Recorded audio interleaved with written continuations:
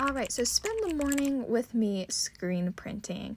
As you can see, it was still pretty dark outside. It was about 7 o'clock when I made it to the art building, and it was probably about just after 12 when I ended up leaving. So it was quite a long couple of hours trying to get everything ready and printed, or at least my first layer printed. So I headed up to the second floor where the screen printing studio is in the art building at the school I go to.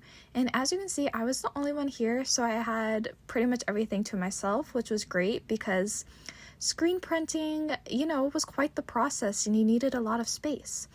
So as you can see, I'd already burned down my first layer, which is going to be the background for my piece. I was also reading how to figure out to do the registration before getting to work, putting down the Duralar and making sure I had that lined up with my, with the way I had my screen set up and everything like that.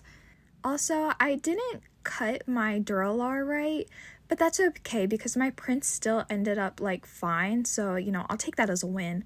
I then headed over to what my professor calls the ink library and just picked out this blue color for my background. It was kind of like a dark Tiffany blue. It's very pretty. I then picked up a pretty big squeegee, making sure that it would go across what I was trying to print.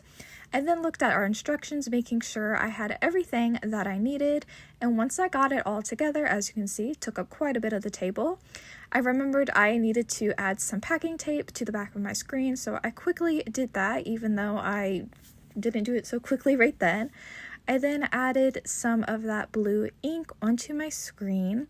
And if you're wondering what I'm using to have my screen propped up, we attached prop sticks to them, which is basically kind of like a wooden paint stir screwed into the side of our screen.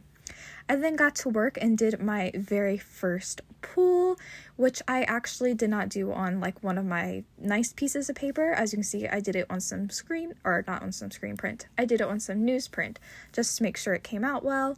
I then decided that the ink was a bit too tacky, so I got some distilled water and thinned it out, and then just kind of got to work, just going back and forth between using my nice paper, cleaning the screen whenever ink kind of got dried up, which would then cause the prints to kind of get messed up. And then I also, again, did multiple pulls with the newsprint to making sure everything was going right.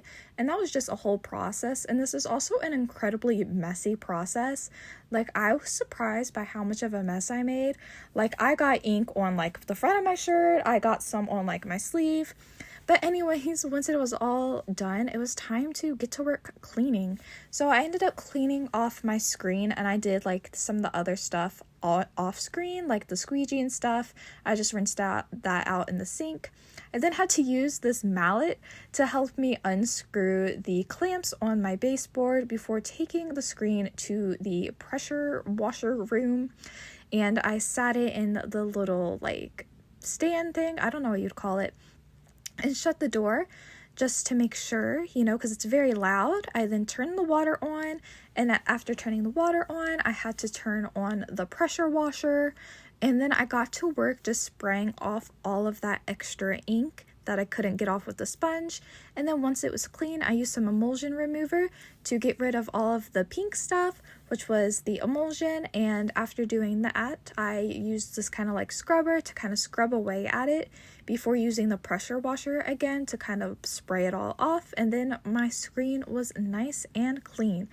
I then took it out and put it in front of a fan just to help it dry off before adding emulsion to it. And as you can see, the lights are red, and that's because these lights need to be used so I don't accidentally expose the screen too early.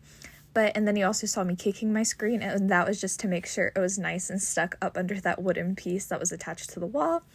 Anyways, I added some of the emulsion into the scoop holder, or scoop, I can't remember the exact name of it, and then got to work adding the emulsion to my screen.